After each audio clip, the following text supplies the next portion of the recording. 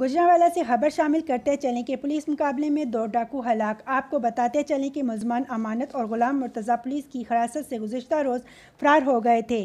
Police ने शहर भर में नाकाबंदी शुरू कर दी कि गुज्जर चौक पर थाना सिविल लाइन पुलिस ने 4 अफराद को 2 मोटरसाइकिलों पर सवार को रुकने का इशारा किया तो मुलजमान ने रुकने की बजाय पुलिस पर फायरिंग शुरू कर दी, जिस पर मुलजमान और पुलिस की जानिब से फायरिंग का तबादला शुरू हो गया, जिसमें मुलजमान अमानत और गुलाम मुर्तज़ा अपने ही साथियों की फायरिंग से हलाक हो गए।